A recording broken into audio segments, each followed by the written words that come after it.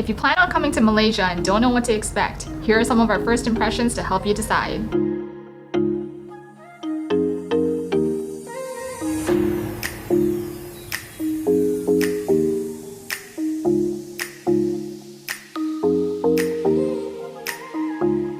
Welcome to our channel, Dev and Jen here, and today we'll be talking about our first impressions of Malaysia. So if you're new here, definitely subscribe and don't forget to turn on the notification bell just so that you're up to date with our most latest videos. The one cool thing about Malaysia is that you don't need a visa to come here. You can stay up to 90 days without a visa. That's 90 days. Isn't that crazy? So for all North American passport holders, you're able to stay here for 3 whole months without a visa. The one thing we realized was actually how big the airport was.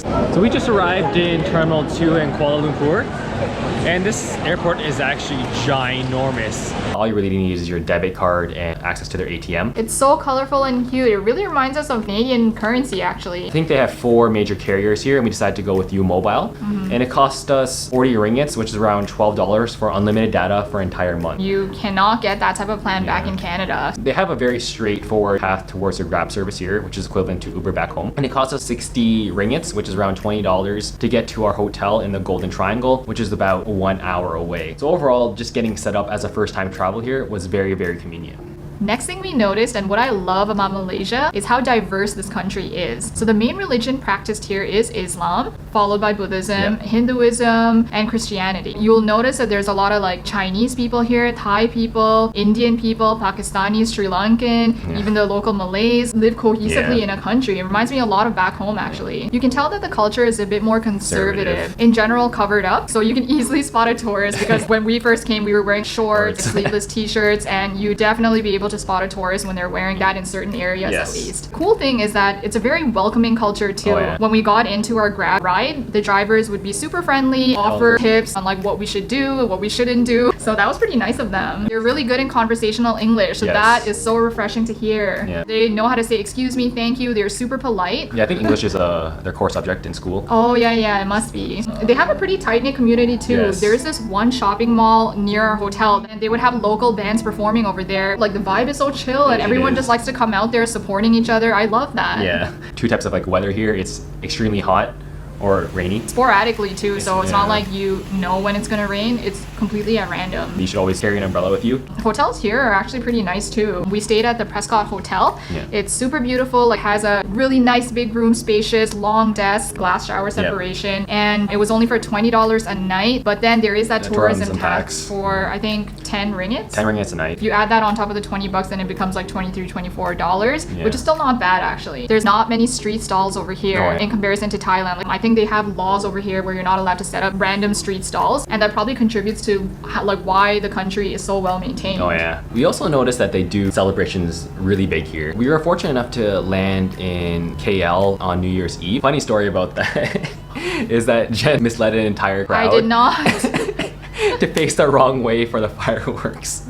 Super funny. Like even though it was disappointing that we had set up the wrong way, oh my gosh, the fireworks were so beautiful. It was going on for like 10 minutes and it was still like a very beautiful like moment or a very like great celebration. And then also we're very fortunate enough to spend Chinese New Year here. They start setting up Chinese decorations in the mall, around the area and the places. They do lion dances, not just one day, but like throughout the entire month of January. And there's one we really loved. It was like a mix between like the American Ninja Warrior and a lion dance.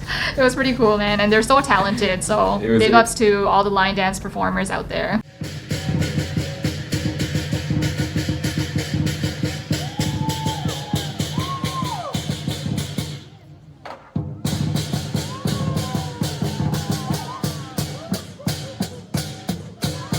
Next, we noticed that there are several ways that you can get around here. You can use their Grab, which is again the equivalent of Uber. You can take the bus, you can take the transit system, or you can even take a taxi, which they call taxi over here. We personally found that the most convenient way for us to get around was either through their transit system or Grab, but personally our favorite is Grab because the price is actually pretty much the same. The transit system, if you do plan on using that, is very simple. Once you get to the station, they do have token machines.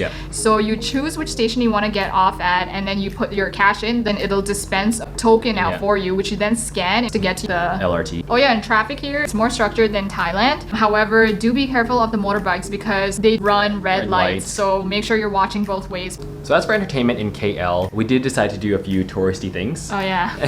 So we decided to do the KL Towers, which is the 7th largest freestanding structure in the world, and it's about 420 meters high. It really reminds us of the CN Tower back home, and it cost us around 70 ringgits to get there, which is around $23. So it is still a bit pricey. There's this viewing deck on the top, which is very beautiful, and it wraps around the entire building. And there's also this little like tiny coffee shop that is ultra expensive, $20 for a bottle of water. So just make sure that you eat before you go to this attraction. They also have this cool feature in the viewing deck, which is a skybox. Yeah. It's literally like a glass cube. Box. Yeah. It's pretty stressful too because they have a queue system going to the skybox, and they only give you like 60 seconds each. Yeah. Just to take your photos. So you're like, la, la, la. But the views up there were stunning though. Like you can literally see the Petronas Towers, and I'm sure it would have looked even more beautiful at night. The view of the Petronas Towers from the KL Tower was already spectacular, but one of the best views, hands down, is for free right in front of the Suria KLCC Mall, and the towers are right there. Like it can't get better than that, you guys. Another attraction we went to was the Eco Forest. It cost us 40 ringgits though to get in, which is around $13. But again, you had to pay a price for the tourist attraction. So this was a 200-meter canopy walk that gives you this beautiful aerial view of the treetops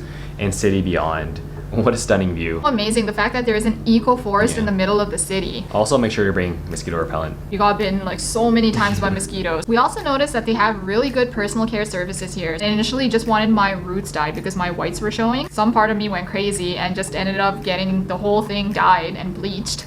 And it cost me about like 360 ringgits, which is around $120 Canadian. And back home, that would have cost about $300 to $500 minimum. And the whole process itself was amazing. Yeah. As for my nails, it cost me around 120 ringgits, I would say, so around 40 bucks to do a mani, pedi, and a foot scrub. I also got my hair cut here. It was a random barber shop on the side of the road. And then he kind of upsold me on a massage. They started just like massaging your head. It looked like you were getting a beat down. And then they started massaging like my shoulders and arms, and the haircut was pretty decent. Overall, it was 40 ringgits. All right, we saved the best for last. Our impressions of the food.